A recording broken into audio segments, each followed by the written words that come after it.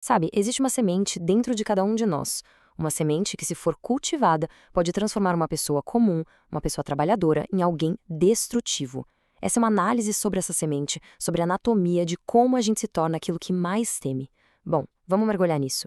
Para a gente começar, tem uma pergunta, e ela é bem desconfortável. Quando alguém enfrenta o fracasso, a rejeição, quando o melhor esforço que a pessoa fez não foi o suficiente, qual é a primeira reação? Aquele impulso inicial, sabe? E aqui, a honestidade tem que ser total. Não vale a segunda resposta, aquela mais pensada, mais polida que a gente conta para si mesmo para se sentir melhor. O que importa é o reflexo.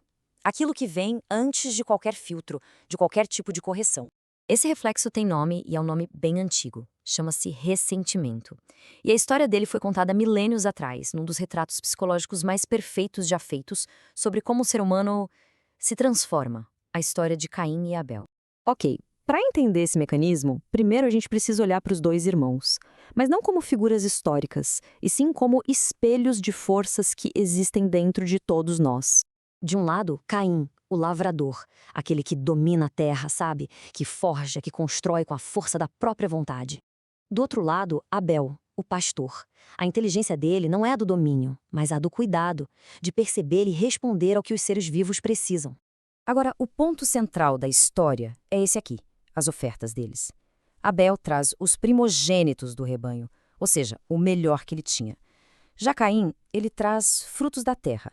Não os primeiros, nem os melhores, só o suficiente.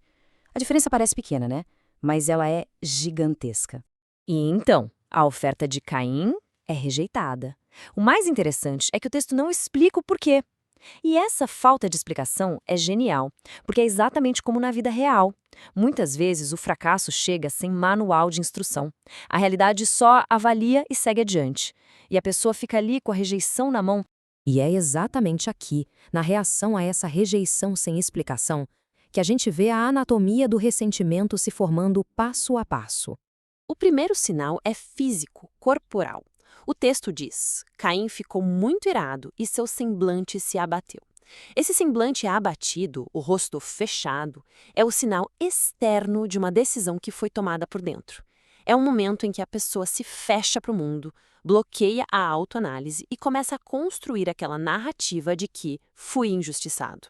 A progressão é trágica, mas muito clara. Começa com a raiva da rejeição. Depois, essa raiva se transforma num semblante fechado.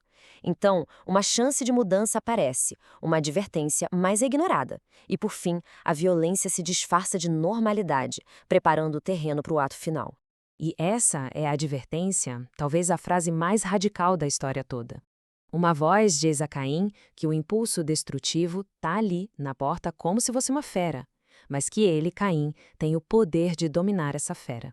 A escolha ainda existe. E o que Caim faz? Nada. Ele não responde.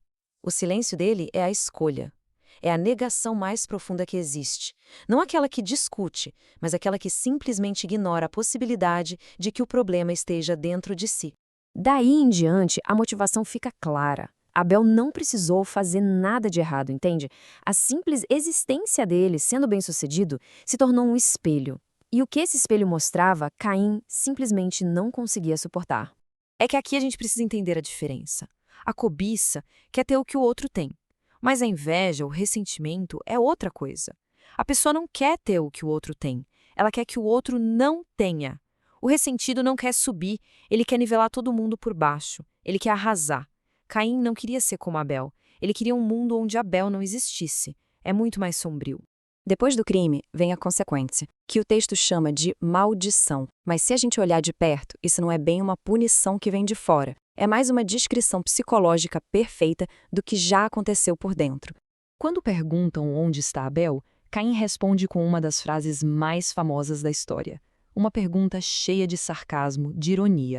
Essa pergunta não é filosófica, claro. É um escudo. É o intelecto sendo usado para proteger o ego, para fugir da responsabilidade moral. É um mecanismo de defesa para não ter que olhar para si mesmo. E essa maldição de ser fugitivo e errante é a consequência natural disso tudo. Quem destrói aquilo que, no fundo, admira, fica sem referência. Aquele sentimento de inadequação que motivou o crime não some, só fica sem um espelho lá fora. Então a pessoa vaga, nunca se sente em casa em lugar nenhum, porque o problema está dentro dela. E agora, a análise se volta para dentro, porque a história de Caim não é sobre um cara antigo e com defeito. É sobre uma força que existe em todos nós, aqui e agora. Aquele famoso sinal que Caim recebe não era para envergonhá-lo, mas sim para protegê-lo, para que ninguém o matasse. Mas por quê? Porque matar o Caim não elimina o princípio de Caim.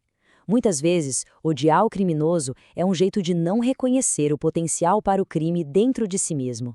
A verdade é que todo ser humano tem os dois dentro de si, Abel e Caim, a capacidade de criar e a capacidade de destruir. A questão moral mais importante, então, não é como eliminar um deles, mas qual dos dois está sendo alimentado pelas escolhas do dia a dia, pelo jeito que cada um lida com o fracasso e com a inveja. E isso nos traz de volta para a oferta de Caim, e para uma pergunta que queima por dentro. O esforço feito foi o melhor possível? Ou foi só o suficiente para poder dizer, eu tentei, se protegendo do risco de um fracasso total depois de ter se entregado totalmente? Dar menos que o melhor de si às vezes é uma forma de autoproteção.